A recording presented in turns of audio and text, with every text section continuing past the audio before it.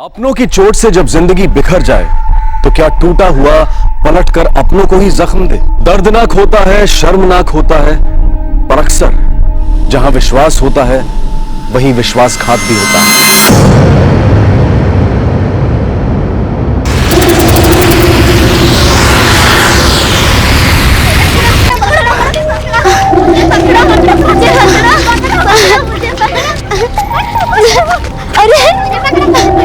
अरे पकड़ लिया, हाँ पकड़ लिया। अब तेरी बारी, चल अब तेरी बारी। पकड़ पकड़ पकड़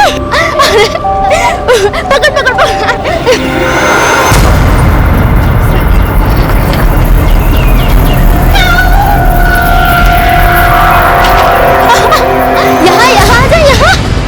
यहाँ आ जा, यहाँ मुझे पकड़, मुझे, हाँ मुझे पकड़, आ यहाँ।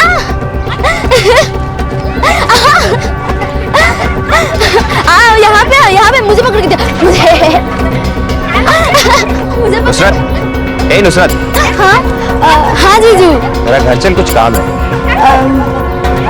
आफरीन तुम लोग खेलो, मैं 5 मिनट में आई, उसके बाद मेरी चांस फिर से, ठीक है?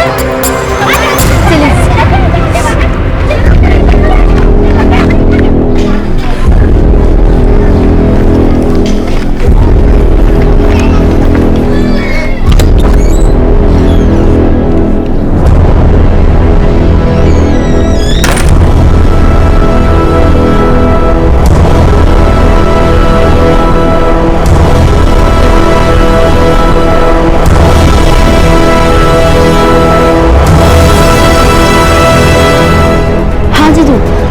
था ना? मुझे पता है नुसरत, बहुत अच्छी लगती है मुझे।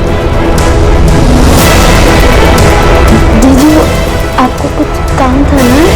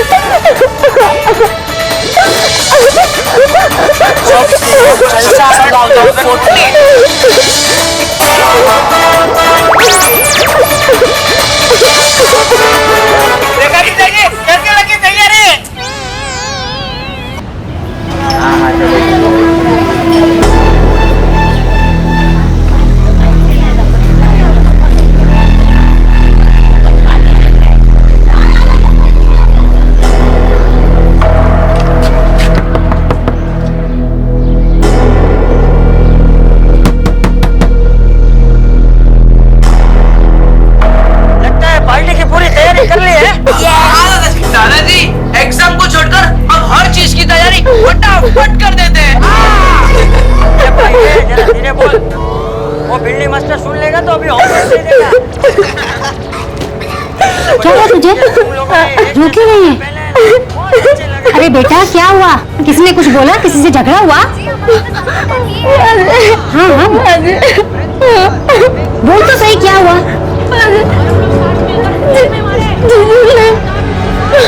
जीजू क्या? जीजू क्या?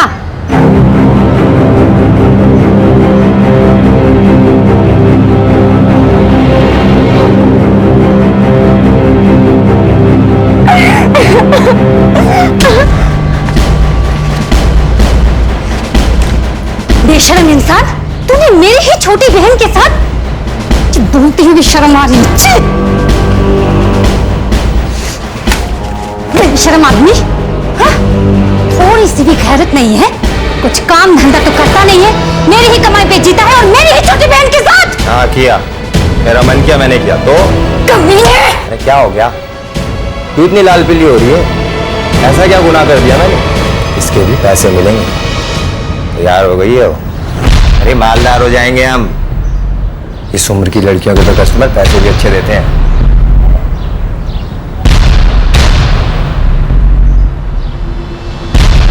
लगा दे उसे भी धंधे पे।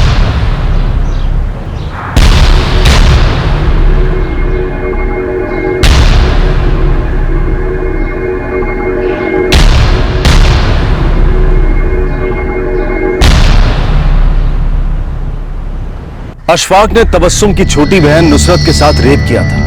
लेकिन तबस्सुम का गुस्सा अब खत्म हो गया था। तबस्सुम अब प्रैक्टिकली सोच रही थी। उसे लग रहा था कि यूं रो धोकर बात को आगे बढ़ाने से कोई फायदा नहीं, और उसे ज्यादा पैसा कमाने का जरिया भी नजर आ रहा था। तो क्या फर्क पड़ता है अगर इसके लिए उसे अपनी ही छोटी बहन को धोखा देना पड़े। तबस्सुम को तो खुद भी हमेशा यही लगता था कि अपने पिता के घर की जिस जिल्लत भरी जिंदगी से निकलने का वो ख्वाब देख रही थी, उस ख्वाब ने भी तो उसे धोखा ही दिया था।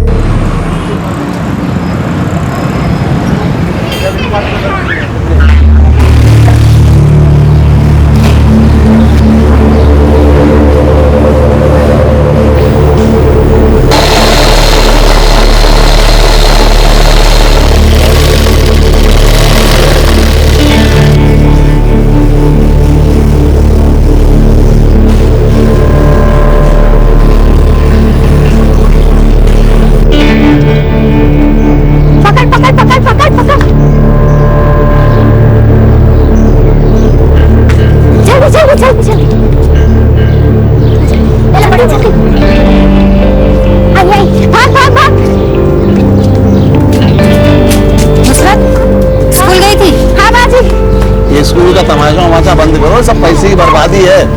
इसको भी कहीं कुछ काम वाम पे लगा दो। हाँ, अगर आप कुछ काम धंधा करते ना अबू, तो इस घर में लड़कियों को बाहर जाके काम करने की कोई जरूरत नहीं होती, ना मुझे, ना शबनम को, और ना ही मुमताज को। हम भी अपनी जिंदगी का कुछ देख सकते हैं। अभी भी देर नहीं हुई है, जरा हाथ पैर हिलाइए। सारा दिन बैठे बैठे तंबाकू घिसते रहते हैं। बाबू तेरा तमीज से बात क्या कर, पैसे क्या कमाने लगी, जबान कैंची की तरह चल रही तेरी।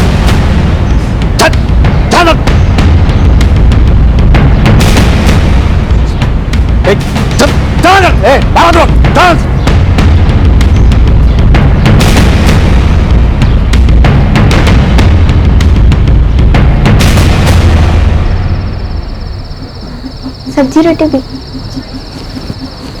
बाजी, सुना आपके रिश्ता है, कोई अशफाक नहीं है? सुना है नासिक में रहता है। नासिक यहाँ से बहुत दूर है ना? बड़ा शहर है, हमारे शहर से तो बहुत बड़ा, मुंबई के पास है। जो भी हो, जैसा भी हो, मैं तो ये निकाह कर लूंगी। कम से कम इस जहन्नुम से तो बाहर निकल पाऊंगी। बाजी, आप हम सब लोगों को छोड़कर चली जाएंगी? एक दिन हम सबको जाना है उसे, और ये हम सबके लिए अच्छा है। जितनी जल्दी हो सके यहाँ से निकल जाए। अब तो सो जा, ठीक है?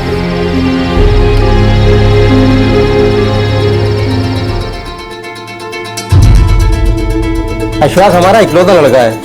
तबस्सुम के अलावा मेरी 3 बेटियां और वो शबनम है, तबस्सुम से छोटी, फिर मुमताज और सबसे छोटी नुसरत। माशाअल्लाह। इसकी पैदाइश के वक्त ही मेरी बीवी का इंतकाल हो गया था। कोई लड़का नहीं था, बहुत कोशिश की हमने, अब जो अल्लाह की मर्जी। हाँ, उसकी मर्जी के आगे किसी की चलती कहाँ है। बेटा अशफाक, लड़की पसंद आई?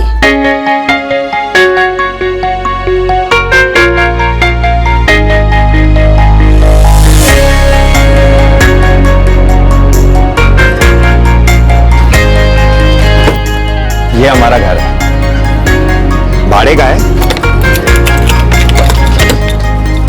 चल।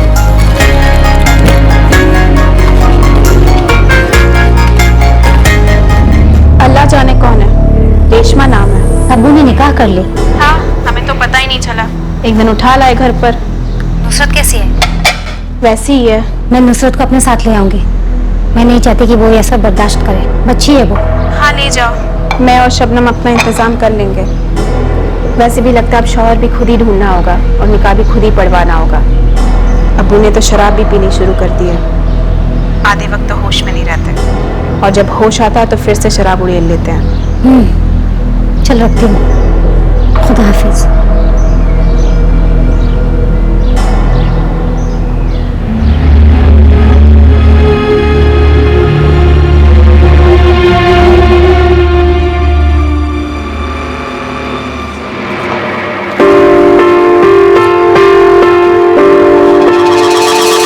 हो सके तो अपने अब्बू को भी ले जा।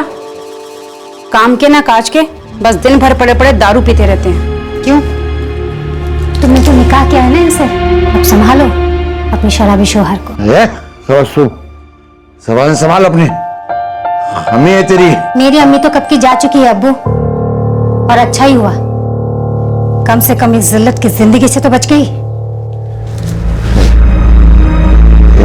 क्या बच गई? बच अम्मी, अम्मी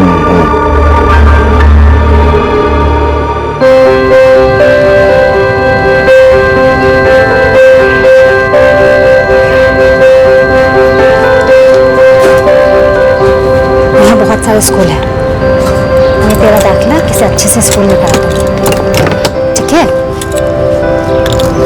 अच्छा। स्कूलों की तो बात कर रही है, उसकी फीस जानती है, महंगे हैं बहुत। लेकिन वो बहुत अच्छे स्कूल है।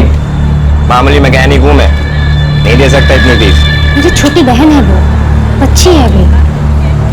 देख, मैं तेरा खर्चा उठा सकता हूँ, तेरे पूरे खानदान का नहीं उठा सकता।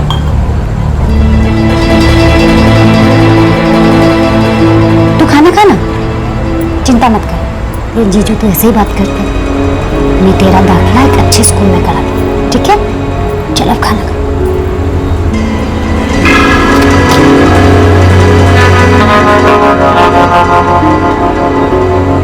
नुसरत का कभी भी स्कूल में दाखिला नहीं हुआ और अशफाक को इस बात की कोई परवाह नहीं थी। उसे तो तबस्सुम की भी कोई परवाह नहीं थी। ये बात और है कि अशफाक बार बार अपने और तबस्सुम के गांव जाकर हमेशा तबस्सुम के ही घर में रहने की जिद करता था, और तबस्सुम उसकी ये बात कभी समझ नहीं पाई। देख, मैं इतना ही कमाता हूँ, इतनी औकात है मेरी, और इतने में तुझे गुजारा करना होगा। अशफाक, तुम जितना कमाते हो ना, उतने से घर भी मुश्किल से चलता है। तो मैं क्या फारसी कह रहा था? कह रहा हूँ ना, नुसरत को वापस भेज दे। अरे वो बहन है मेरी। हाँ, तो पैदा तेरे बाप ने किया, मेरे सर पे क्यों डाल रही है?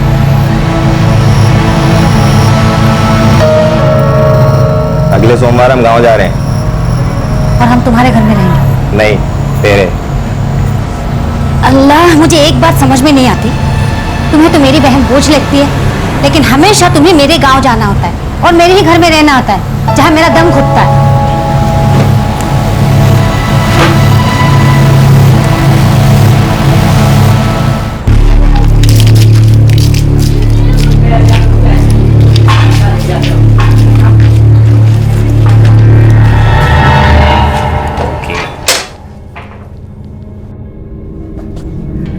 अरे चाय बना कर ला। हम यहाँ एक हफ्ते के लिए आए थे, लेकिन अब 2 हफ्तों से ज्यादा हो गए। हम नासिक वापस कब जा रहे हैं? सुबह सुबह दिमाग की दही मत कर, चाय मांगी है, चाय ला। अरे कम से कम अपने काम के बारे में तो सोचो। तुम्हारा मालिक इतने दिनों तक तुम्हें ऐसा रहने देगा क्या? मेरा काम है ना, मैं संभाल लूंगा। तुझे जितना बोला वो कर, जा चाय बना।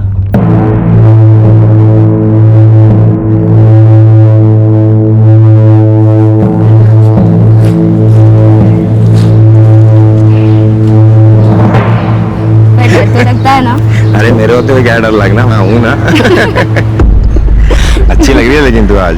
शुक्रिया। और उस दिन क्यों इतना लेट आई थी? अरे लेट हो गया ना थोड़ा, चलता है। ऐसे कैसे चलता है? मैं देखता ना तेरे को, क्या ऐसे तो तड़पाएगी मेरे को।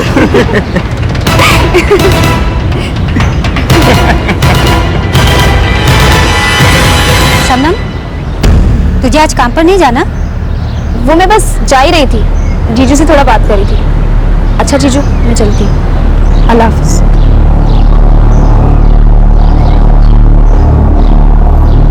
मुझे आज तक समझ में नहीं आया कि तुम बार बार मेरे घर में आके क्यों पड़े रहते हो।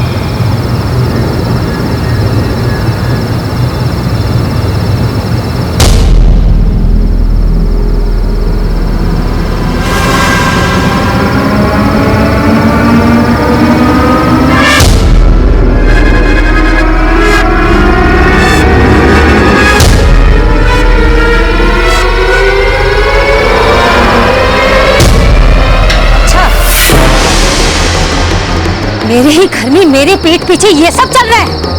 तू मेरी ही बहन होकर मेरे ही शौहर के साथ अपना मुंह काला कर रही है। अब अगर तुम अपने शौहर को खुश नहीं रख पाती, इसलिए वो खुशी ढूंढते हुए मेरे पास आया, तो इसमें मेरी क्या गलती है? शौहर है वो मेरा। आज तुझे तबस्सुम, बेशरम बेहया, शर्म आनी चाहिए तुम्हें। छी! देख तुझे जो समझना है समझ। मैं शबनम को पसंद करता हूँ और वो भी मुझे पसंद करती है। इसकी हिम्मत कैसे हुई ये कहने के लिए कि ये मेरे शौहर को पसंद करती है? बेशरम बेहया, इसने मेरे शौहर के साथ अपना मुंह काला किया है और इस बात की तुझे रत्ती भर के शर्म नहीं है? अरे शर्म तो तुम्हें आनी चाहिए। अरे मेरे पास आ रहा है तो इसका साफ मतलब है कि तुम उसे खुश नहीं रख पाती। शबनम, तबस्सुम बाजी हमारी बहन है, तुम हमारी बहन के साथ ऐसे नहीं कर सकती। अब तुम लोग लड़ो झगड़ो या जो चाहे करो, एक बात मैं सबको साफ कर देना चाहता हूँ कि मैं शबनम से निकाह कर रहा हूँ और ये पक्का है। अब क्या कुछ बोलोगे? ये दारू मुंह में जाने के बाद सबका मुंह खोलेगा। क्या तमाशा लगा रखा है तुम सभी? जीना हराम कर दिया मेरा। तंग आ गया हूँ। अपने अब्बू को ही कोसती रहती हो तुम लोग। अब देखो आपस में ही कैसे गुल खिला रही हो। तबस्सुम, मैंने साफ साफ कह दिया ना कि मैं शबनम से निकाह कर रहा हूँ। अब तुझे मेरे साथ रहना है, रह, छोड़ के जाना है जा, तेरी मर्जी। और हाँ, मैं भी अशफाक से ही निकाह करूंगी।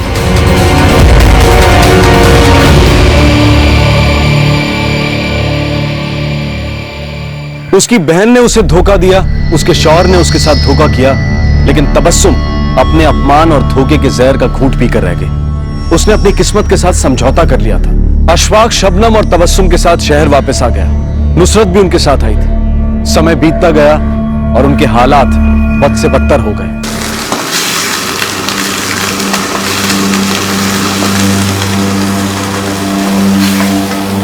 बाजी, मैं स्कूल कब जाऊंगी?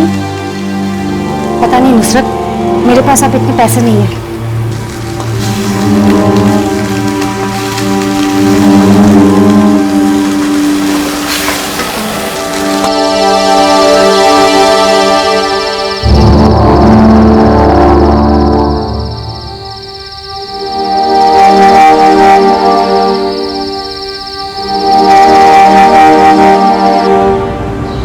सेठ जी, अब प्रोग्राम कैंसिल नहीं हो सकता, क्योंकि क्या है, अनाउंसमेंट हो चुकी है। अगर ऐसा चलता रहा ना आपकी सारी तो घर में खाने के भी पैसे नहीं बचेंगे। शुरू मत हो शबनम, कमान से निकल चुकी चैन से बैठा अच्छा नहीं लगता क्या तेरे को? काम पर क्यों नहीं जाते तुम? तू अलग चढ़ रही है, तो घर कैसे चलेगा? एक मेरा भेजा फिर गया और गर्म मत कर उसको। हाथ मेरे ठीक से काम नहीं करते हैं, थक गया हूं मैं डॉक्टरों को दिखा दिखा के, और तुम दोनों मुझे लूला बनाने पे तुले बैठे हो। बर्बाद कर दो मेरी जिंदगी दोनों।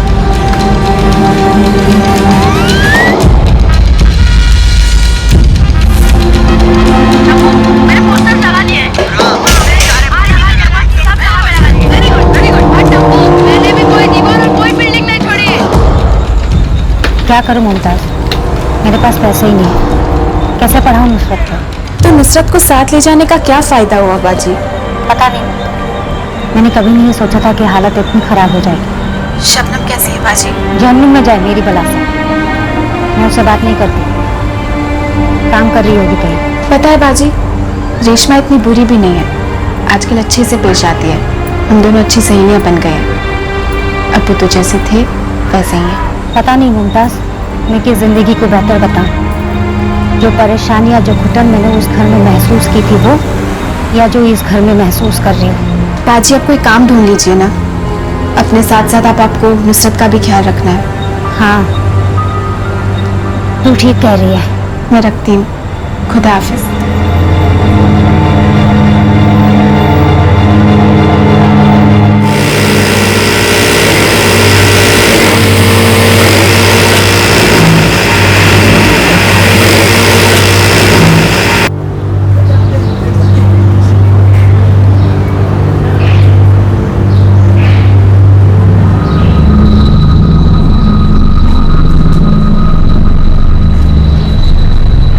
आपकी पहली बीवी हो ना? मैं सुहेल, मेरे पास एक काम है तुम्हारे लिए, अगर तुम करना चाहो तो। कैसा काम? बहुत अच्छे पैसे मिलेंगे और रोज मिलेंगे। लेकिन करना क्या है?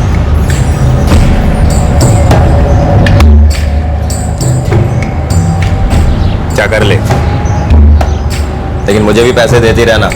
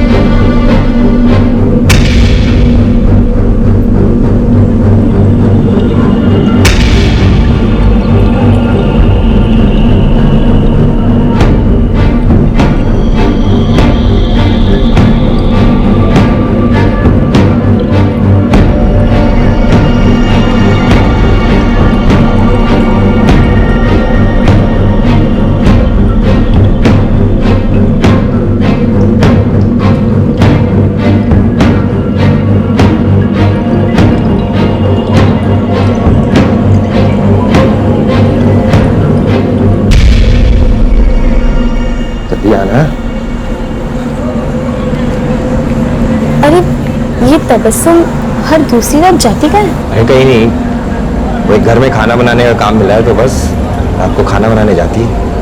छोड़ना उस महीने उसको।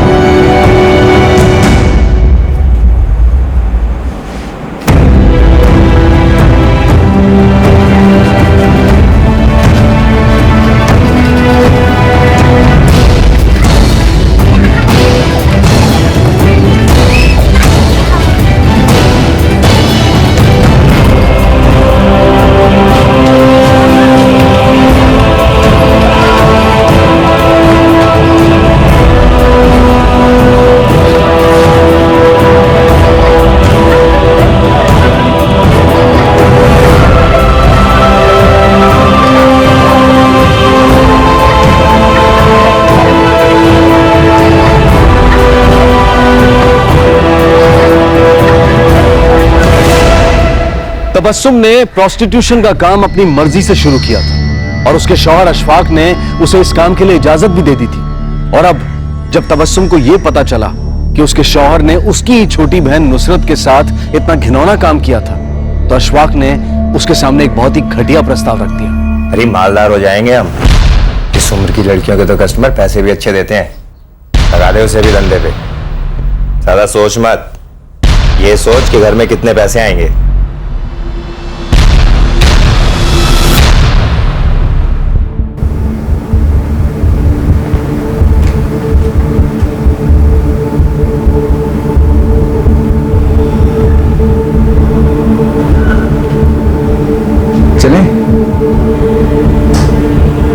बाजी, आपने तो कहा था हम घूमने जाने वाले हैं। जा नुसरत, सोहेल के साथ जा।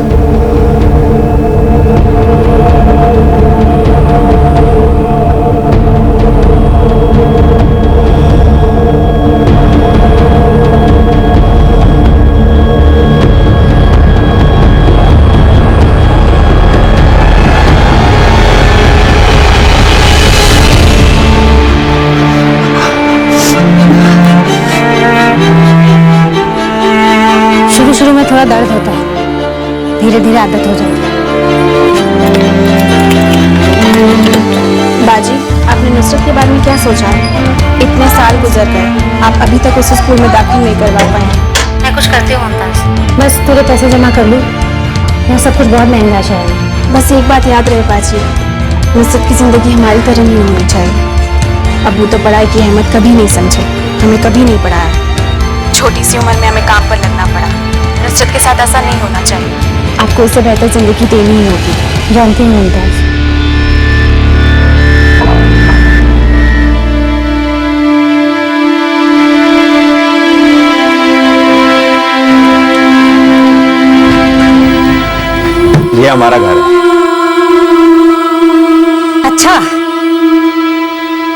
मैं शबनम को पसंद करता हूँ और वो भी मुझे पसंद करती है। क्या कर ले, लेकिन मुझे भी पैसे देती रहना।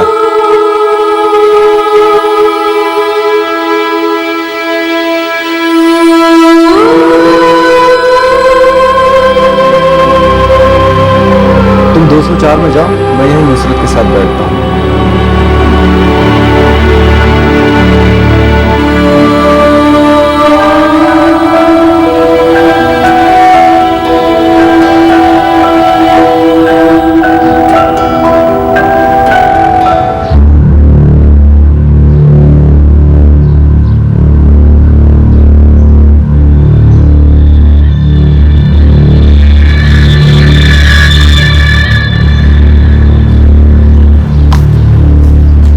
कैसा कर रही है नुसरत? ठीक ही है। एक तो होगी, फिर बड़ी भी लगने लगी है। पर सुन, अगर मैं उसके साथ थोड़ा कुछ, तो बुरा तो नहीं लगेगा ना? क्या ऐसे क्या बोल रही है? अब समझती है वो बड़ी हो चुकी है।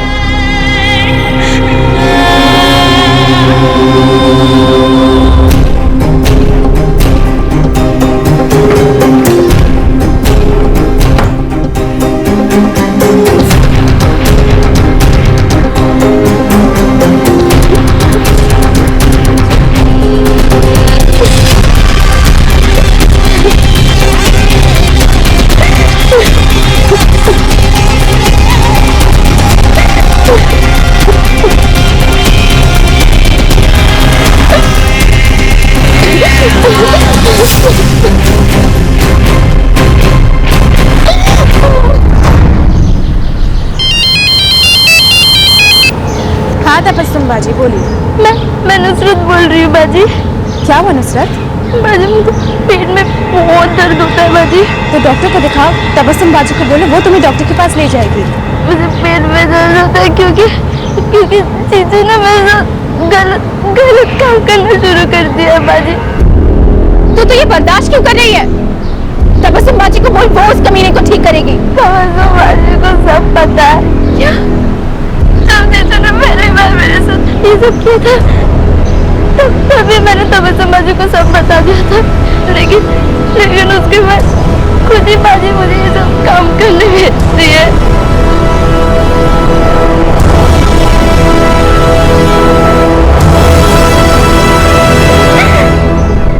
बाजी, बाजी, हाँ मैं सुन रही हूँ। अच्छा सुन, किसी से कुछ मत कहना। तबस्सुम बाजी से तो बिल्कुल नहीं। मैं कुछ करती हूँ। मुझे यहाँ से ले चलिए बाजी, मुझे यहाँ नहीं आना बाजी, मुझे ले चलिए यहाँ से। हाँ बेटा, मैं कुछ करती हूँ।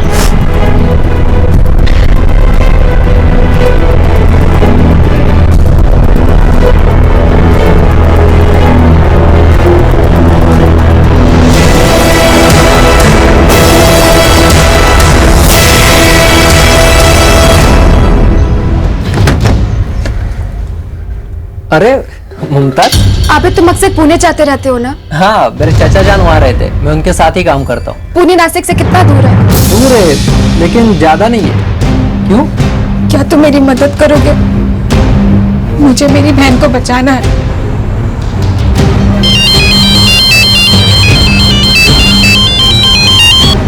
हाँ मुमताज बोल। बाजी, नुसरत से बात करा दो, काफी दिनों से उससे बात नहीं हुई है। इधर ही है वो, ये ले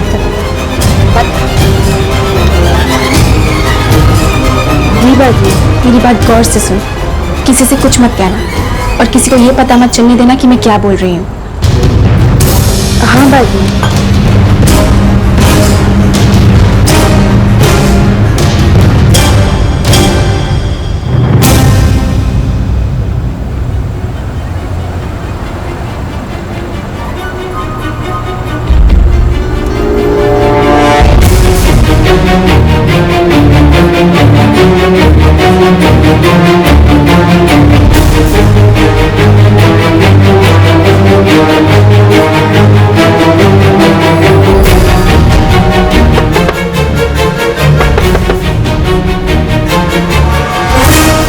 अस्सलाम वालेकुम। वालेकुम अस्सलाम। पहचाना नहीं? जी मैं आबिद, तबस्सुम के गांव से। वो जानती है मुझे। ऐसे अचानक से कैसे आना है? तो मैं पुणे में काम करता हूँ, पहली बार नासिक आया हूँ। मुमताज बता रही थी कि आप भी यहीं रहती है, तो बस मिलने चला आया। नुसरत कहाँ है? अंदर ही है, नहा रही है। लो आ गई। अरे नुसरत कैसी है? पहचाना नहीं? अरे मैं आबिद, तुम्हारे गांव से। ये तो बहुत बड़ी हो गई है। हाँ, वो 6 साल पहले आई थी ना मेरे सपना से। अच्छा चलो, अब मैं चलता हूँ।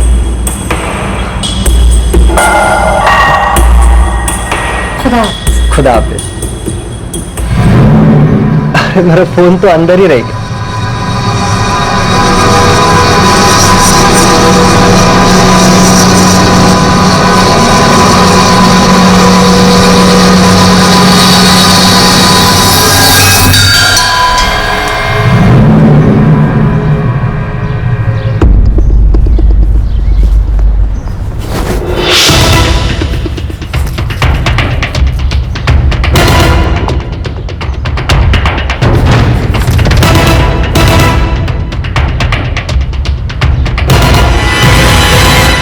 बाजी, वो मुझे कंघी लेना था।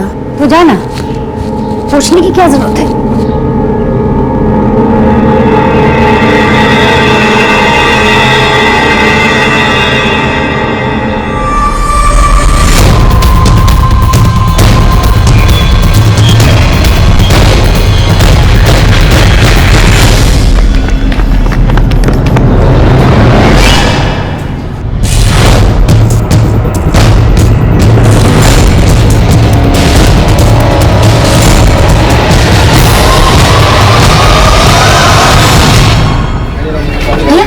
मेरी छोटी बहन नुसरत को देखा है क्या? नहीं, मैंने नहीं देखा। नहीं देखा? 2 घंटे से ज्यादा हो गया। कह के गई थी कि कंघी खरीदने जा रही हूँ। बात तो नहीं गई? मुझे भी ऐसा ही लग रहा है। नहीं तो आबिद का ऐसा अचानक आना। कहीं किसी ने उसे भेजा तो नहीं था? नुसरत ने बात की थी किसी से? बाजी, नुसरत से बात करा दो, काफी दिनों से उससे बात नहीं हुई है। मुमताज बता रही थी कि आप भी यहीं रहती है, तो बस मिलने चला आया। मुमताज ने उसने भेजा।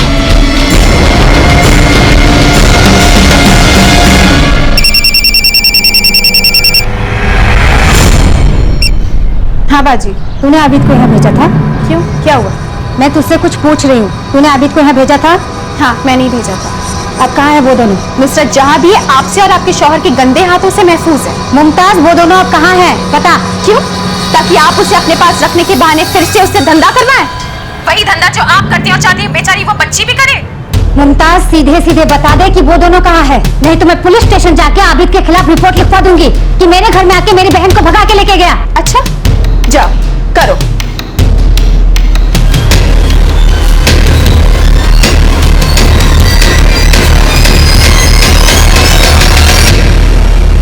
सब, एक आदमी मेरी छोटी बहन को लेके भाग गया। बच्ची है वो। नाम क्या है उसका? नुसरत। और उस आदमी का नाम आबिद। और तुम? तबस्सुम शेख। और ये मेरा शौहर अशफाक शेख। साहब, उस आदमी को इसकी छोटी बहन मुमताज ने भेजा था। वो सुबह घर आया और नुसरत को बहला फुसलाकर बाहर बुलाया, फिर साहब लेकर भाग गया उसको। तुम रुको इधर, मैं आकर तुम्हारी शिकायत दर्ज करता हूँ।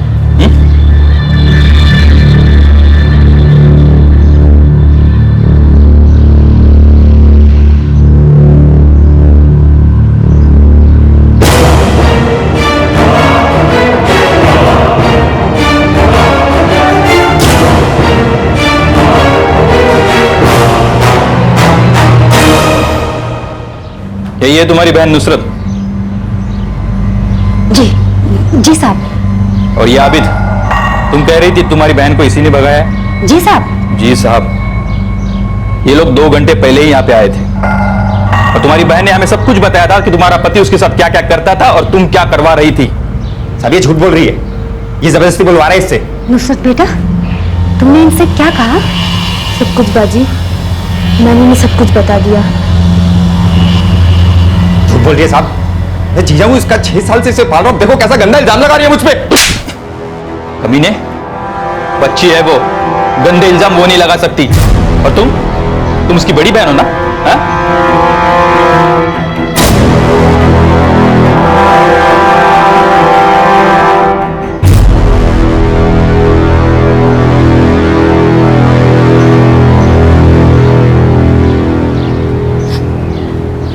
बारी मुझे क्यों नहीं बताया? कैसे बताती? मुझे तो आपसे भी डर लग रहा था कि अगर मैं आपको बताती तो शायद आप भी जीजू के साथ मिल जाती और वो सब कुछ होने देती जो मेरे साथ हो रहा था। मैंने तबस्सुम बाजी पे यकीन किया था। अगर वो मुझे धोखा दे सकती है तो मैं आप पे कैसे यकीन करती?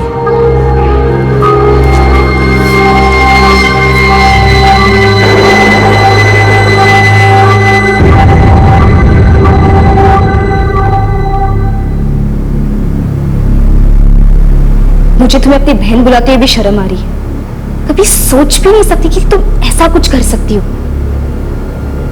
अशफाक ने नुसरत के साथ गंदा काम किया तो उसे रोकने के बजाय तुमने उसे अपनी तरह धंधे पे लगा दिया। छी, मुझे तो सोचते हुए भी शर्म आ रही है।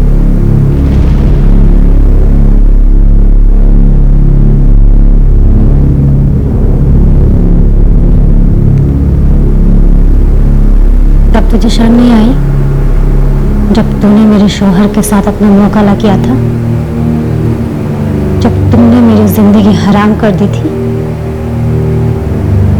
तब शर्म नहीं आई? मैंने तो बस एक अच्छी जिंदगी की ख्वाहिश की थी, लेकिन मेरी उम्मीदों ने मुझे धोखा दिया। मेरी अपनी छोटी बहन ने मुझे धोखा दिया, मेरे शौहर ने मुझे धोखा दिया।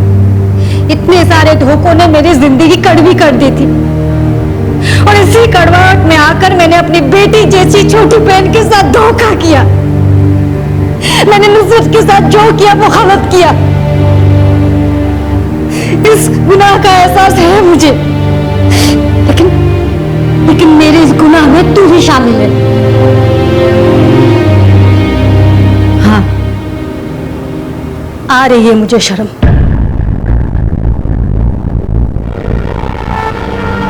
लेकिन तुझ में और मुझ में ज्यादा फर्क नहीं है।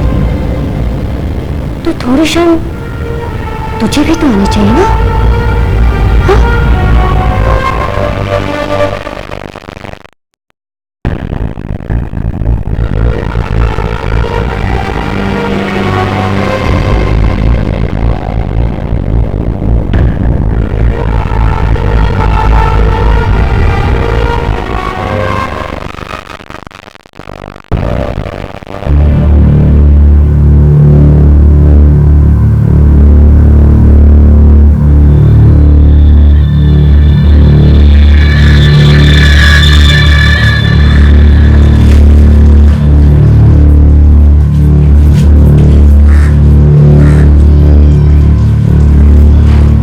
नुसरत, जो कुछ भी हो उसे हम बदल तो नहीं सकते, लेकिन ये उम्मीद जरूर कर सकते हैं कि आने वाला कल बेहतर होगा। तो पिछला सब कुछ भुलाकर आगे की सोचते हैं।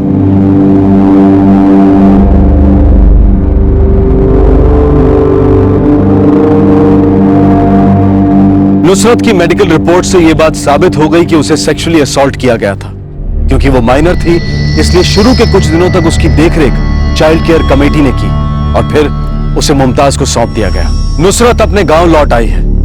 अशफाक और तबस्सुम को गिरफ्तार कर उन पर आईपीसी की धारा 376 रेप के लिए और आईपीसी की धारा 34 लगाई गई है। केस की जांच करने पर पता चला कि शबनम का इस सब में कोई हाथ नहीं था। उसे तो यह भी नहीं पता था कि उसकी बड़ी बहन तबस्सुम देह व्यापार का काम करती थी और उसने उनकी छोटी बहन नुसरत को भी इस दलदल में खींच लिया था। अपनों से धोखा मिलने के बाद तबस्सुम को पूरा हक था कि वो शबनम से नाराज हो जाए, लेकिन उसे इस बात का कोई हक नहीं था कि वो अपनी छोटी बहन नुसरत की जिंदगी बर्बाद कर दे, और वो भी ये जानने के बाद कि उसके पति अशफाक ने उसकी छोटी बहन के साथ कितनी घिनौनी हरकत की थी। शबनम और तबस्सुम ने बहन के रिश्ते की मर्यादा को चोट पहुंचाई थी, इस रिश्ते को धोखा दिया था। बाहर वालों से लड़ने की हिम्मत तो इंसान फिर भी जुटा लेता है, लेकिन जब कोई गुनाह घर के अंदर होता है तो उसके खिलाफ आवाज उठाना आसान नहीं होता। ऐसे में पीड़ित ना सिर्फ जिस्मानी तौर पर दर्द बर्दाश्त करता है, बल्कि इमोशनली भी उसे एक बहुत बड़े ट्रॉमा से गुजरना पड़ता है। क्योंकि दर्द सिर्फ उस गुनाह का नहीं होता जो उसके साथ हुआ है, बल्कि इस बात का भी होता है कि उसके साथ गलत करने वाला इंसान वो था जिस पर उसने दुनिया में सबसे ज्यादा विश्वास किया था। अक्सर जहां विश्वास होता है वहीं विश्वासघात भी होता है। आपसे फिर मुलाकात होगी क्राइम पेट्रोल सतर्क में एक और नए केस के साथ। तब तक अपना ख्याल रखें, सुरक्षित रहें और याद रखें, सही वक्त सही कदम, सतर्क रहें। जय हिंद। हमारे आज के एपिसोड की दूसरी कहानी।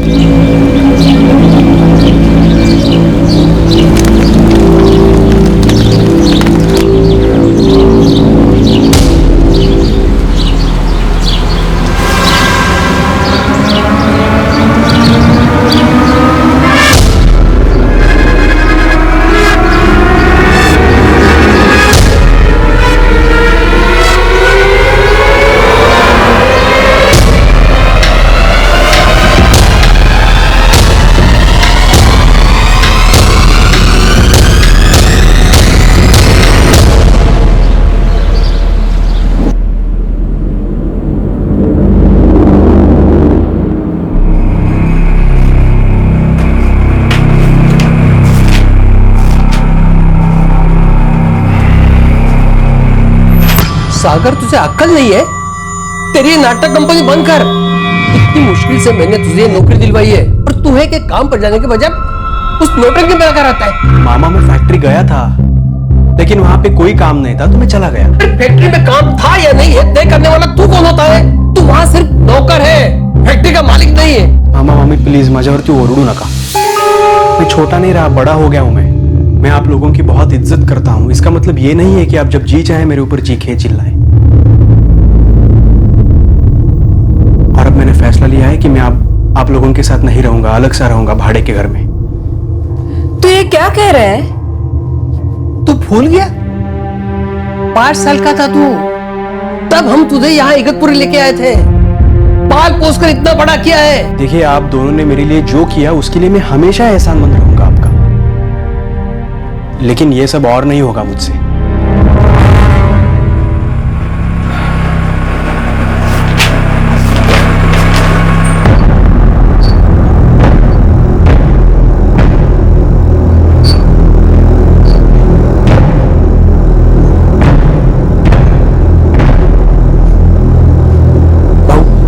जरा चाय पीने दो।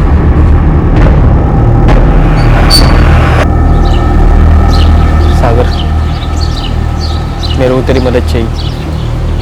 अरे तो बोलना यार, देख तू मेरा जिगरी दोस्त है, तेरे लिए कुछ भी कर सकता हूँ, तू बस बोल।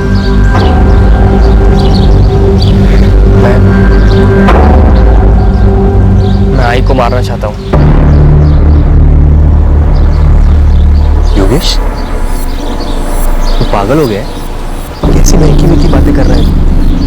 वो आई है तेरी, और मैंने भी उन्हें हमेशा आई ही माना है। वो प्यार करती है तुझसे, किसी और को भी बहुत प्यार करती है। इतने साल हो गए बाबा को गया, भाई का लफड़ा चल रहा है किसी के साथ। तो दिन भर काम के लिए बाहर घूमता रहता और घर पे जाओ तो ताने मारने को बैठ जाता। तू चाहती ही नहीं है कि मैं घर पे रहूं, तो मैं घर पे नहीं रहूंगा तभी तो वो उसे बुला सकती है। मेरा दिमाग खराब हो रहा है, तू मेरी मदद करेगा कि नहीं?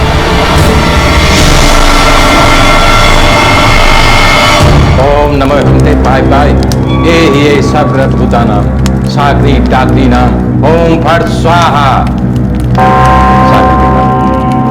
तुम्हारा समय बहुत बुरा चल रहा है। मेरा समय सही कब होगा पापा? मुझे रंगमंच पर काम करने का बहुत शौक है। वैसे मैं गांव के छोटे मोटे नाटक में काम करता हूं, लेकिन मुझे कुछ बड़ा करना है, नाम कमाना है। मैं अपना खुद का ग्रुप बनाना चाहता हूं ताकि मुझे वो काम करना ना पड़े जो मैं करना नहीं चाहता। मेरा नसीब कब बदलेगा बाबा? बदलेगा, तेरा समय अच्छा आएगा, तू खुद बदलेगा।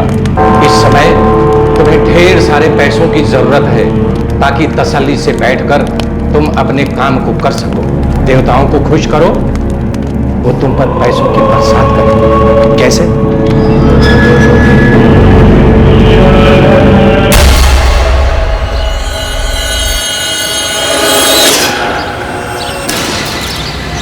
ठीक है।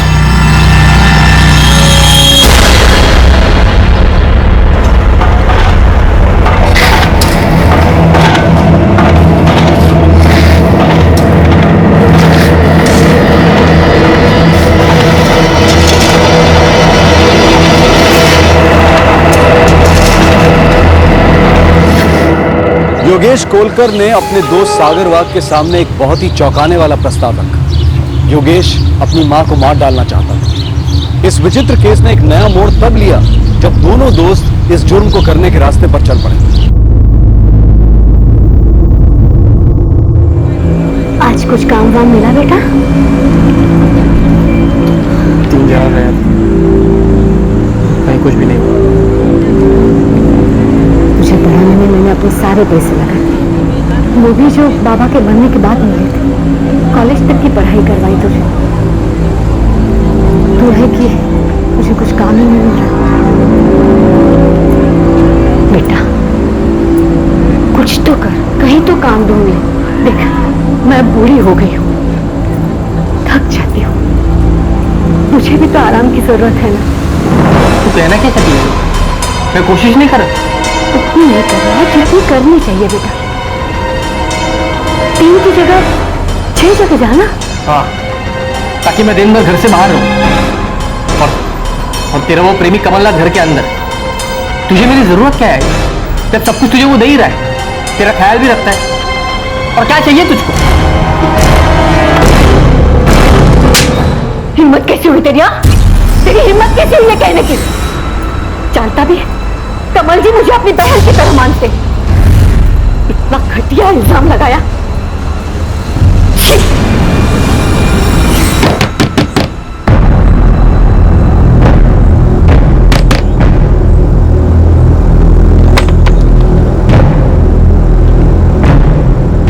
नमस्ते आंटी। नमस्ते बेटा, अपने दोस्त को भी थोड़ी सी अक्ल दे दे, दिमाग सड़ गया इसका।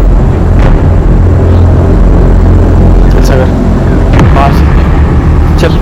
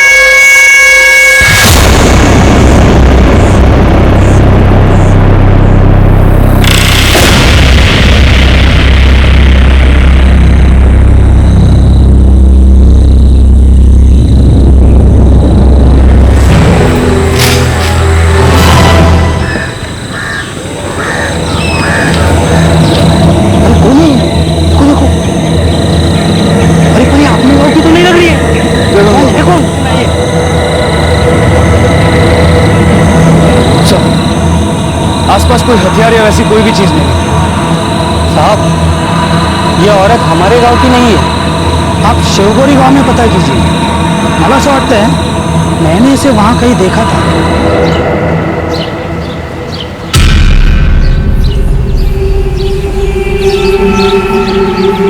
ये तो दामिनी ताई है, दामिनी कोलकर। यही आगे गली में अपने बेटे योगेश कोलकर के साथ रहती है।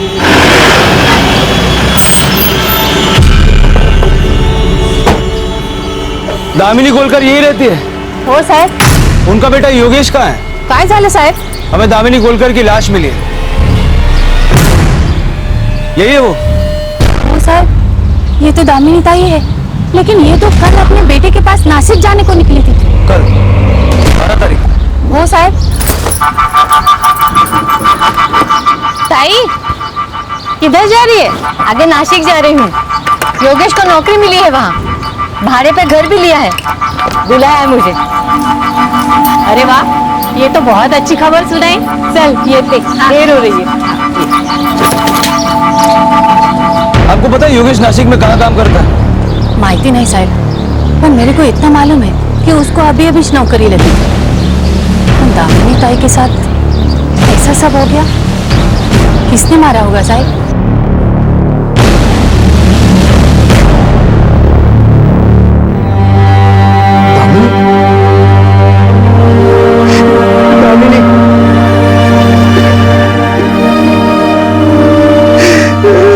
सर, ये कमलनाथ है। दामिनी जहाँ काम करती थी उसी कंस्ट्रक्शन साइट के कॉन्ट्रैक्टर।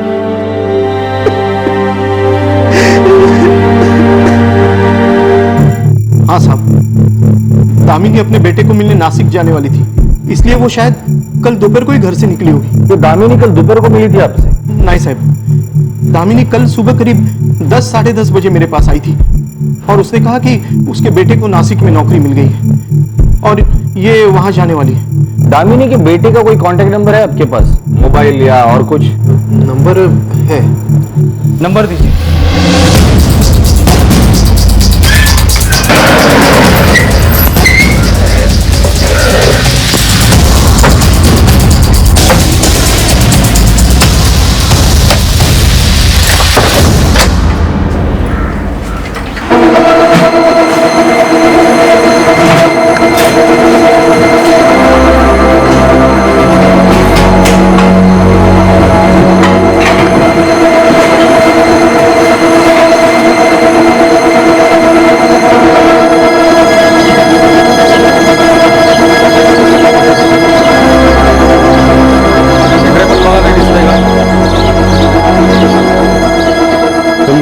मैं सागर वाघ, योगेश का दोस्त हूँ। सर मुझे अभी अभी आई के बारे में पता चला। योगेश कहाँ है? वो शायद नासिक में होगा, किसी काम के सिलसिले में वहां गया था साहब। सर ये सब कैसे हुआ सर? दामिनी कोलकर की लाश हमें कावपुर गांव के पास मिली। क्या? देखो सागर, हमें योगेश तक पहुंचना है। योगेश नासिक में कहाँ काम करता है पता है तो? योगेश की तुमसे आखिरी बार कब बात की? 11 तारीख को।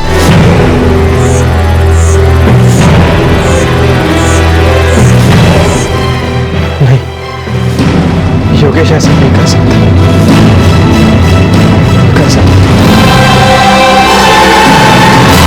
सागर वाघ, योगेश का दोस्त, जिसे योगेश ने यह बताया था कि वो अपनी मां का कत्ल करना चाहता है और उसने योगेश को इस काम में साथ देने का वादा भी किया था। वो दोस्त ये सुनकर पूरी तरह से टूट गया कि दामिनी अब इस दुनिया में नहीं है और उसकी किसी ने हत्या कर दी है। तो आखिर इस बीच ऐसा क्या हुआ था? सागर, क्या योगेश ही अपनी मां का खून करके फरार हो गया है?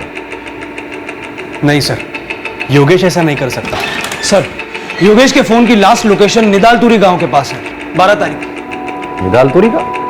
ये कावपुर के आगे वाला गांव है जो नासिक जाने के रास्ते पर पड़ता है। सर, और 13 तारीख को ही दामिनी की लाश हमें कावपुर गांव के पास मिली थी।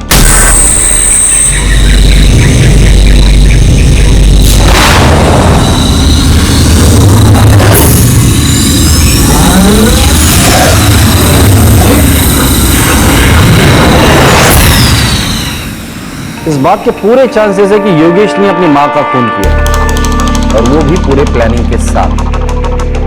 नहीं सर, योगेश ऐसा बिल्कुल नहीं कर सकता। बिल्कुल नहीं कर सकता मतलब? वो ऐसा कुछ करने की सोच रहा था क्या? सर क्या? तो योगेश क्या करना चाहता था? सर, मैंने उसे कहा था कि वो ऐसा कुछ करने की सोचे भी ना, और वो मेरी बात मान गया था सर। अपने दोस्त को भी थोड़ी सी अक्ल दे दे, दिमाग सर गया इसका। चल।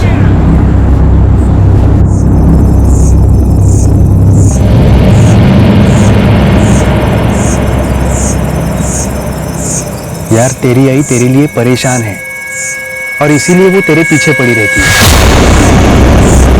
बेकार में पता नहीं क्या क्या सोचता रहता है। क्या बेकार में सोचता हूं मैं? वही जो उसके और कमलनाथ के बीच चल रहा है। कमलनाथ और दामिनी? ऐसा क्या था इन दोनों के बीच? सर, योगेश के बाबा मतलब आई के पति एक कंस्ट्रक्शन साइट पे काम किया करते थे। 15 साल पहले एक एक्सीडेंट में उनकी मौत हो गई और फिर उसी कंस्ट्रक्शन साइट पे आई ने उनकी जगह ले ली। आई और कमलनाथ जी के बीच काफी नजदीकी रिश्ता था, पर योगेश हमेशा यही मानता था कि उन दोनों के बीच कुछ लफड़ा चल रहा है। लेकिन मैं दावे के साथ कह सकता हूँ साहब, ये गलत है। योगेश काफी परेशान था, वो ग्रेजुएट था, उसे नौकरी नहीं मिल रही थी और इसीलिए आई उसे ताने देती रहती थी। इसलिए वो अपने आई का खून करना चाहता था? सर, मैंने उसे समझाया था कि वो ऐसा कुछ नहीं करेगा। उसने मेरी बात मान ली थी सर। वो अपने आई का खून करना चाहता था, हाँ या ना? मैंने उसे समझाया था सर, उसने ऐसा नहीं किया होगा। योगेश, तेरी आई मेरी आई जैसी है। मैंने हमेशा उन्हें अपनी आई माना है। देख, अपने मन में ऐसी चीजों को घर मत बनाने दे। जरा सोच, अरे कितनी मुश्किलों से पाला है उन्होंने तुझे। योगेश, तू किस्मत वाला है कि तुझे ऐसी आई मिली है, नहीं तो मैं।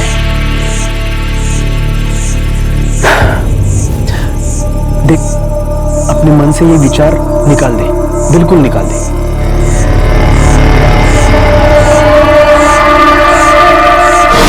सर, योगेश ने अपने मन से उस बात को निकाल दिया था सर।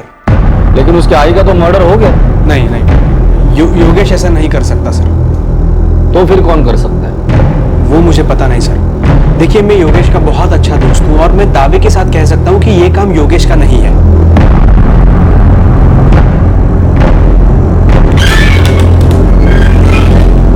इस सागर का मोबाइल सर्वेलेंस पे डाल दो। ये किसे फोन करता है, इसको किसका फोन आता है, सारे डिटेल्स मुझे चाहिए। जरूर ये अपने दोस्त को बचाने की कोशिश कर रहा है। सर,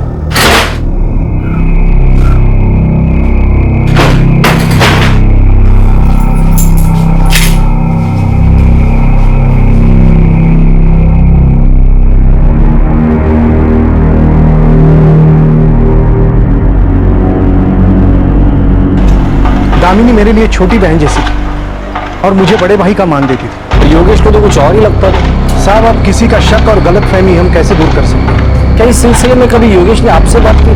नहीं साहब, शायद इसलिए कि उसने अपने मन की सारी भड़ास अपनी माँ के ऊपर निकाली। योगेश का दोस्त सागर, उसका कहना है कि योगेश की माँ दामिनी योगेश से बहुत परेशान थी। हाँ सर, बहुत परेशान रही थी, बूढ़ी हो रही थी। उसने अपनी जिंदगी की सारी जमा पूंजी लगाकर योगेश को पढ़ाया, लेकिन ग्रेजुएट होने के बावजूद भी योगेश को कहीं नौकरी नहीं मिल रही। क्या ऐसा हो सकता है कि गुस्से में आकर योगेश ने अपनी माँ को मार डाला? मुझे नहीं पता साहब, नहीं पता। और योगेश का भी कहीं कुछ पता नहीं। मैं भी इस वजह से बहुत परेशान हूँ। आखिर योगेश कहाँ ना पता है, और वो अपनी आई को क्यों मारेगा?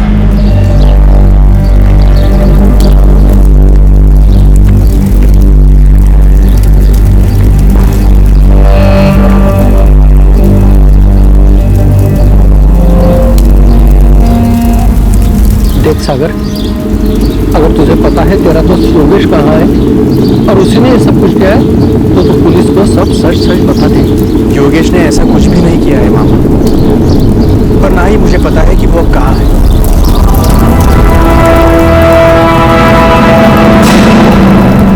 3 दिन बीत गए थे, लेकिन अब तक योगेश का कोई सुराग नहीं मिला था। क्या सागर जानता था कि योगेश कहाँ है? क्या सब कुछ वैसा हुआ था जैसा उन लोगों ने प्लान किया था, या फिर प्लान में कुछ फेरबदल किया गया था? और फिर पुलिस के सामने कुछ ऐसा आया जिसने इस केस की इन्वेस्टिगेशन को एक नई दिशा दे दी। सर, आज 16 तारीख है। दामिनी गोलकर की लाश को मिले हुए 3 दिन बीत चुके। हम सागर के फोन को ट्रैक कर रहे हैं, लेकिन उसकी योगेश से कोई भी बात नहीं हुई। क्या सागर सच कह रहा है कि योगेश इसमें इन्वॉल्व नहीं है? हो सकता है सर। मैंने दामिनी की मौत के पहले के ही योगेश के सारे कॉल्स ट्रेस किए और एक बहुत ही चौंकाने वाली बात सामने आई है। क्या? सर, उसकी पड़ोसन रसिका और उस कॉन्ट्रैक्टर कमलनाथ की माने तो दामिनी अपने घर से नासिक जाने के लिए निकली थी, अपने बेटे योगेश के पास, जिसे वहां नौकरी मिली थी। ताई, किधर जा रही है? आगे नासिक जा रही हूँ। योगेश को नौकरी मिली है वहाँ। लेकिन सर, 11 तारीख से 13 तारीख तक जब हमें दामिनी की बॉडी मिली, इस दौरान दामिनी और योगेश के बीच फोन पर कुछ भी बात नहीं हुई थी। फिर दामिनी को कैसे पता चला कि योगेश को नासिक में नौकरी मिली है? हाँ सर, मुझे मालूम था कि उसे नासिक में नौकरी मिलने वाली थी। कैसे? योगेश की दामिनी से कोई भी बात नहीं हुई थी और योगेश के कॉल रिकॉर्ड में तुम्हारा भी नंबर नहीं। इसका मतलब तुम्हारी भी उससे बात नहीं हुई थी। योगेश का फोन 12 तारीख से बंद है और 13 तारीख को हमें दामिनी की लाश मिली। सर, 11 तारीख की रात में उसने मुझे बताया था। उसका और उसकी आई का झगड़ा हुआ था, तो हम घर से बाहर गए थे, तब उसने मुझे बात बताई थी। सागर, मुझे नासिक में नौकरी लग गई। अरे, ये तो बहुत ही अच्छी बात है योगेश। हाँ यार, कल ही मुझे वहाँ जाना होगा। वहाँ जाके सब इंतजाम कर दूंगा, फिर आई को भी वहाँ बुला लूंगा। लगता है अब सब कुछ ठीक हो जाएगा। तुम दोनों के लिए ये बहुत ही अच्छा होगा। उसने आई को उसी रात बताया होगा, वरना आई को कैसे पता चलता? 12 और 13 तारीख को तुम कहाँ थे? इगतपुरी गया था साहब। मेरे नाटक का एक शो था, मगर वो शो हुआ नहीं क्योंकि बुकिंग ही नहीं हुई। नाटक? जी हाँ, मैं गांव के एक नाटक ग्रुप में काम करता हूँ। सर, मैं 13 तारीख की सुबह ही आया और आते ही मुझे आई के बारे में पता चला और मैं भागा भागा वहां चला गया। 11, 12, 13। 11 तारीख को रात को योगेश तुम्हें बताता है कि उसे नासिक में नौकरी मिल गई। 12 तारीख को शायद वो नासिक गया होगा। फिर उसने अपना फोन निदालतुरी जंगल में क्यों स्विच ऑफ किया? 13 तारीख को हमें दामिनी की लाश मिलती है, जिसका खून 12 तारीख को दोपहर को ही हुआ है। कहीं कुछ तो छूट रहा है। 12 तारीख को योगेश नासिक जाता है और उसी दिन उसकी आई भी नासिक जाती है, पर दोनों साथ नहीं जाते और फिर दामिनी का मर्डर हो जाता है। पता नहीं सर, ये बात तो साफ है कि 12 तारीख को योगेश शिवबोरी गांव में था अपने घर में, क्योंकि सुबह 9:30 बजे उसने 2 SMS किए, दोनों अलग नंबर पर, जिसमें से एक नंबर सुधीर दरेकर का है और एक किसी राजमाने का। ये सुधीर दरेकर और राजमाने कौन है? सर ये हमारे ही गांव के हैं, योगेश के दोस्त हैं। अब सुधीर इगतपुरी के पास किसी होटल में काम करता है।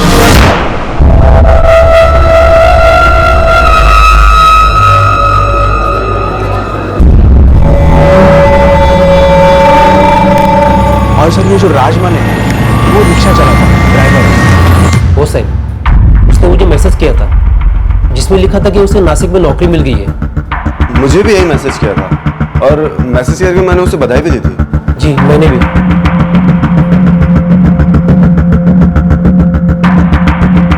ये लोग सही कह रहे हैं सर। राज और सुधीर, तो योगेश ने कभी तुमसे इस बात का जिक्र किया था कि वो अपने आई का मर्डर करना चाहता है? नहीं सर। तो योगेश ने तुम्हें फोन करके कभी ये बताया था कि नासिक में वो कहाँ काम कर रहा है? नहीं सर। नहीं सर, मुझे भी उसका कोई मैसेज नहीं आया। नासिक से इस योगेश कोलकर को ढूंढने के लिए इंफॉर्मेशन निकालो। मेरा शक और भी मजबूत होते जा रहा है कि इस योगेश ने ही अपनी आई का मर्डर किया है और नासिक में जाके कहीं छुपा बैठा है। सर मुझे लगता है कि सागर को यह सारी बात पता है। शायद, पर हमारे पास उसके खिलाफ कोई सबूत नहीं है।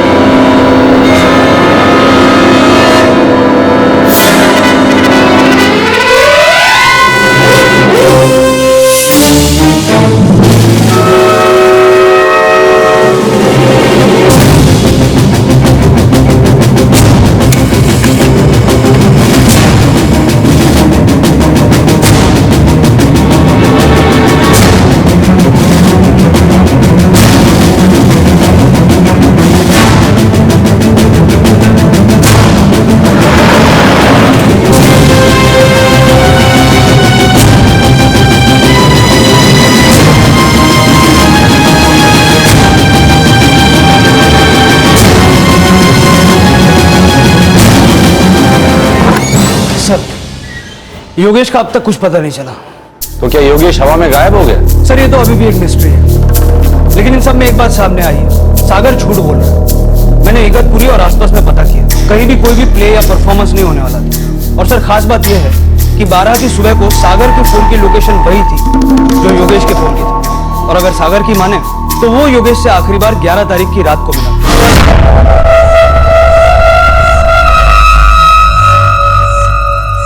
वो झूठ बोल रहा है सर, उसे पता था कि योगेश क्या कर रहा था। 12 तारीख को सागर के फोन की लोकेशन योगेश के घर की थी, उसी वक्त जिस वक्त उसने सुधीर दरेकर और राजमाने को SMS किया।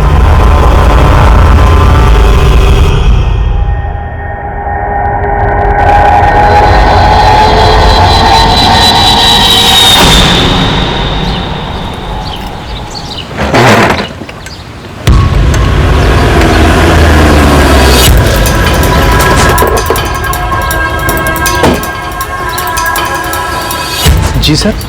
योगेश कहाँ है? हम अच्छी तरीके से जानते हैं कि यह सारा प्लान योगेश का था और हो सकता है कि शायद तुम भी उसमें शामिल हो, क्योंकि योगेश ने सुबह जब अपने 2 दोस्तों को SMS भेजा था, मुझे नासिक में नौकरी मिल गई है, तुम भी वहां थे। योगेश का तो नासिक में कोई अता पता ही नहीं है। योगेश को नासिक में नौकरी मिल गई है एक झूठ था अपनी मां को गुमराह करने के लिए, ताकि उसे वो वहां बुलाकर मार सके। क्यों, सच है नहीं? सर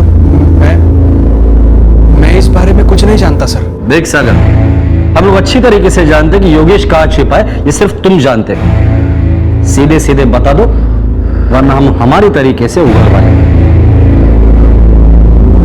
देखिए इस वक्त वो कहाँ है मैं नहीं बता सकता, लेकिन वो 13 तारीख 13 तारीख की रात में मेरे घर आया था सर। मतलब अपनी माँ का खून करने के एक दिन बाद?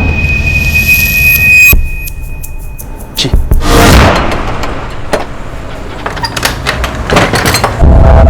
योगेश? योगेश यार, ये तूने क्या किया? यार मुझे पता नहीं यार, मैं बहुत गुस्से में था। पुलिस तुझे ढूंढ रही है यार, मेरी मदद कर। मैं कैसे मदद कर सकता हूँ? देख, पुलिस तेरी तलाश में है और उनको मालूम है कि मैं तेरा दोस्त हूँ, तो उनकी नजर मेरे ऊपर भी है। मुझे कुछ तो बता, क्या करूँ, मैं कहाँ जाऊँ? मैं क्या बताऊंगा यार? तू एक काम कर, कहीं दूर चला जा ताकि पुलिस तुझ तक पहुंच ना पाए। और फिर वो चला गया, लेकिन मुझे नहीं मालूम कि वो कहाँ गया था। 13 तारीख की रात को योगेश जब अपनी माँ का खून करके तुम्हारे पास आया था, तो पुलिस के हवाले करने के बजाय तुमने उसे जाने दे दिया। सर वो मेरा दोस्त है। वो एक खूनी है और तुम उसके साथी, सजा तो तुम्हें भी मिलेगी। साहब, निदालपुरी पुलिस स्टेशन से फोन आया है, उनके पास योगेश कोलकर के बारे में कुछ इंफॉर्मेशन है। चला। हेलो, पीएसआई पाटिल बोलते हैं। पाटिल साहब, हमें यहाँ योगेश कोलकर की फोटो मिली है। हाँ, एक खून के सिलसिले में हमें उसकी तलाश है। लेकिन साहब ये योगेश कोलकर तो मर चुका है, हमें निदालपुरी के जंगल में उसकी डेड बॉडी मिली थी। योगेश कोलकर की मां दामिनी कोलकर की हत्या हुई थी और अब योगेश कोलकर भी मरा हुआ पाया गया था। उसकी भी किसी ने हत्या की थी। आखिर ये साजिश क्या थी और किसने की थी? कमल भाऊ, ओ कमल भाऊ, पुलिस को योगेश की लाश मिली, उसको भी किसी ने मार डाला। चल बेटा, अब सब सच बोल, वरना तू मुश्किल में आ सकता। बोल। सर मैंने आपसे झूठ बोला था सर। योगेश मेरे पास 13 तारीख की रात को नहीं सर, 12 तारीख की रात को आया था सर। 12 तारीख? हाँ, 12 तारीख को तो उसने अपनी माँ का खून किया था ना? उसने मुझे कुछ भी बताया नहीं था सर। मुझे मालूम भी नहीं था कि उसने उसकी आई की जान ली थी। सच बोल रहा हूँ मैं सर।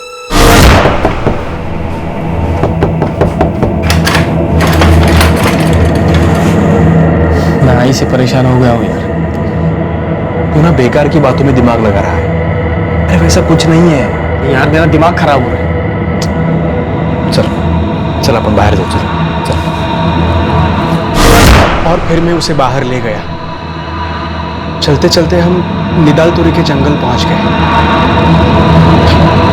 मैं पूरे रास्ते उसे समझाने की कोशिश कर रहा था कि इन ख्यालों को दिमाग से निकाल दे। समझ मेरी बात। सागर,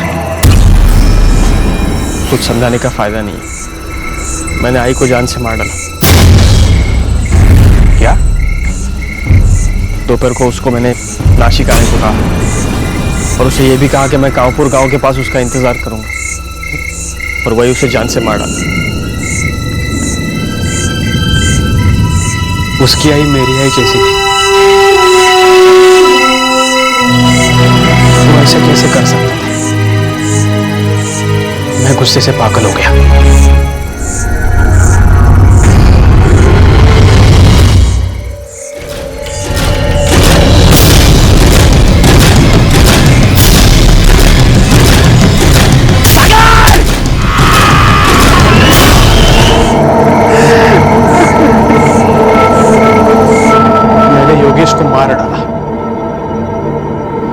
क्योंकि उसने अपनी आई की जान ली थी, वो मेरी भी आई थी।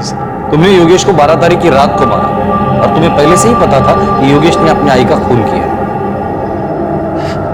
सागर, तुमने पुलिस को इन्फॉर्म क्यों नहीं किया? मैं गुस्से से पागल हो गया था सर। योगेश की बात सुनकर मैं अपने आप पर काबू नहीं कर पाया। और इतने दिनों से तुम हमें गुमराह कर रहे थे।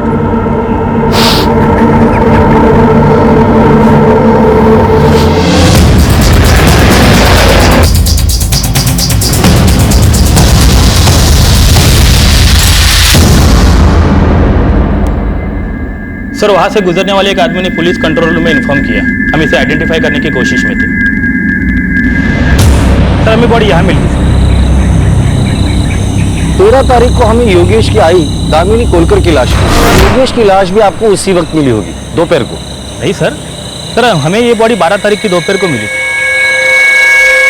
क्या? 12 तारीख?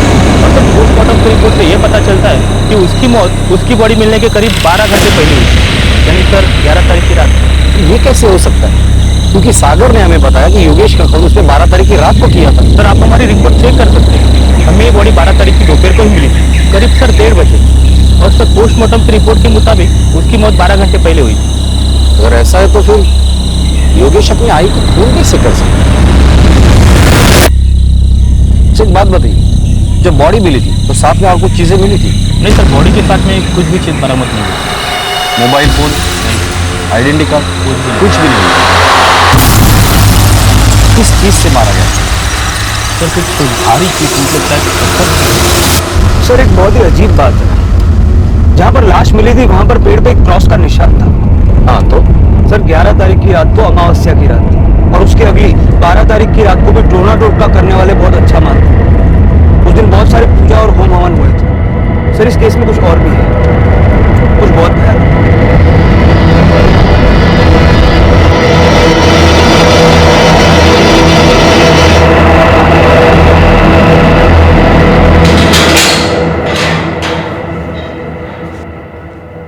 कहानी सुनाने का बहुत शौक है ना तुझे, पर अब कहानी नहीं सुनूंगा, सिर्फ सच सुनूंगा। योगेश का खून 12 तारीख को नहीं 11 तारीख के रात को हुआ था और योगेश की आई का खून 12 तारीख के दोपहर को हुआ था।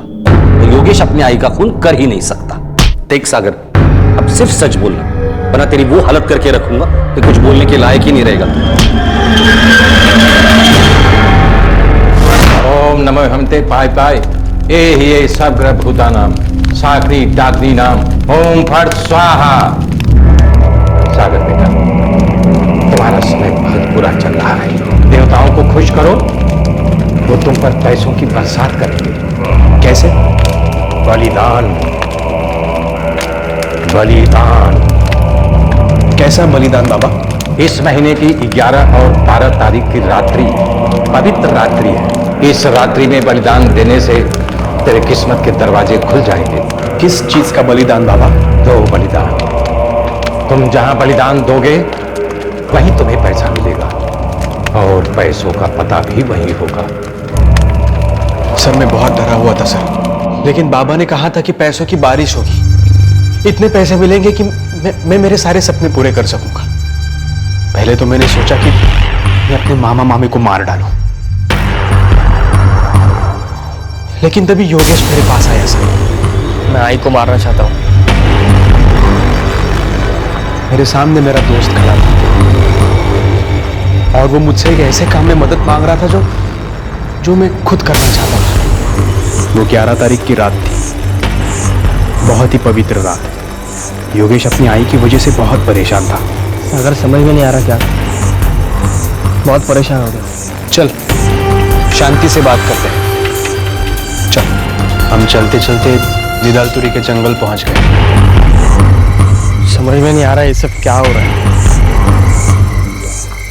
कुछ भी हो यार, वो मेरी आई है और मैं ये भी जानता हूँ कि वो बस मेरा भला चाहती है। मैं भी कितना घटिया इंसान हूँ, अपनी आई पर शक किया, उसको मारने का मन बनाया, जबकि उसने मुझे बड़ा करने के लिए, पालने के लिए कितना कुछ सहा है। गलती हो गई यार मुझसे, सच में बहुत बड़ी गलती हो। योगेश पछता रहा था, लेकिन इस बात का मुझ पर कोई असर नहीं हुआ। मेरे दिमाग में तो कुछ और ही चल रहा था। मैं आई से माफी मांगना चाहता हूँ। चल यार। सागर! आई 12:30 के लगभग मेरे घर आई और फिर हम निकल गए। बेटा नासिक के लिए तो हमें हाईवे से बस मिल जाती, ये रास्ते से क्यों जा रहे हो? आई कानपुर में मेरा एक काम है, हम वहीं से बस ले लेंगे और ये रास्ता हमें कानपुर जल्दी पहुंच जाएगा। आराम मत, सावकाश। भाई बहुत थक गई होगी तो बैठ जाए यहाँ पे। हाँ बाबा। आई को देवा।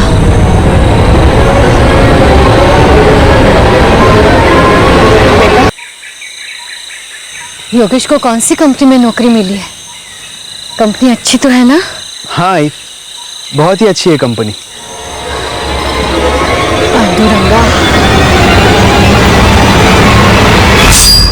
जहां तूने योगेश को मारा था उसके सामने वाले पेड़ पर क्रॉस का निशान क्यों बनाया था?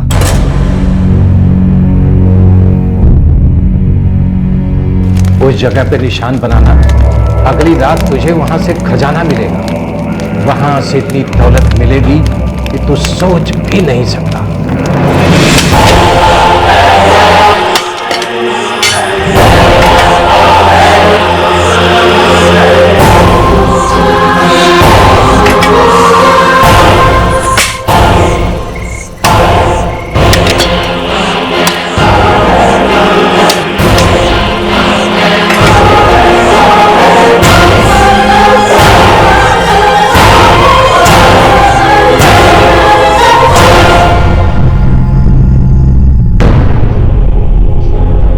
दामिनी कोलकर को जहां तुमने मारा था वहां खुदाई क्यों नहीं की? सर, जहां मैंने योगेश को मारा वहां मुझे एक पैसा नहीं मिला,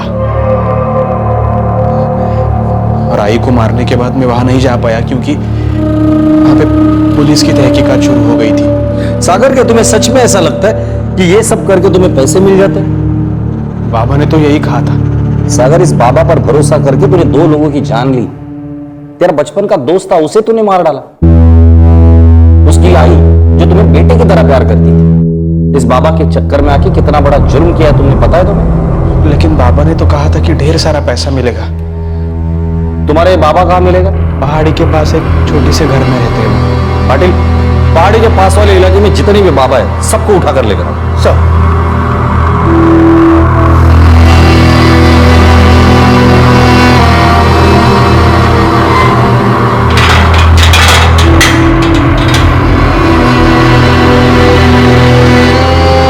सारे बाबाओं को पुलिस स्टेशन में राउंड अप किया गया, लेकिन वो बाबा पुलिस के हाथ नहीं लगा जिसने सागर को ऐसा घिनौना अपराध करने के लिए उकसाया था। वो अब तक फरार है। अपने गुनाह के लोगों की नजरों में आने के बाद से ही सागर बहुत ज्यादा परेशान था। वो इस वक्त जुडिशियल कस्टडी में है और अब भी अपने द्वारा किए गए अपराध की वजह से बहुत डिस्टर्ब्ड है। पैसों का लालच, ज्यादा से ज्यादा पाने की इच्छा कई बार इंसान को गर्त की तरफ ले जाती है, जहां वो इंसान ना सिर्फ दूसरों को नुकसान पहुंचाता है बल्कि अपने लिए भी मुसीबतों का गड्ढा खोद लेता है। योगेश परेशान था क्योंकि उसे ऐसा लग रहा था कि उसकी मां दामिनी का कमलनाथ के साथ अफेयर चल रहा है, और ऊपर से नौकरी न मिलने की वजह से भी वो बहुत ज्यादा तनाव में। योगेश ने अपनी मां का कत्ल करने का मन बनाया और उसने इसके लिए अपने दोस्त सागर से मदद मांगी, और सागर ने एक ढोंगी बाबा के बहकावे में आकर पैसों की बारिश की आशा में अपने ही दोस्त का और उसकी मां का कत्ल कर दिया। बहुत सारा पैसा कमाने और अच्छी जिंदगी बनाने का सिर्फ एक ही रास्ता है, कड़ी मेहनत, और यही सत्य है, एकमात्र सत्य। कोई भी अपराध इंसान को अमीर नहीं बनाता, बल्कि इंसान के अंदर की इंसानियत को मारकर उसे पूरी तरह से खोखला कर देता है, और ऐसे में वो इंसान अपने साथ साथ दूसरों की जिंदगी भी दांव पर लगा देता है। इस बात को जानना, समझना और इससे सतर्क रहना बेहद जरूरी है कि जुर्म कभी भी किसी के लिए फायदेमंद साबित नहीं हो सकता। Crime never page. आपसे फिर मुलाकात होगी क्राइम पेट्रोल सतर्क में एक और नए केस के साथ। तब तक अपना ख्याल रखें, सुरक्षित रहें और याद रखें, सही वक्त, सही कदम, सतर्क रहें। जय हिंद। इस तरह के और भी एपिसोड देखने के लिए हमारे चैनल को सब्सक्राइब करें और बेल आइकन दबाना ना भूलें।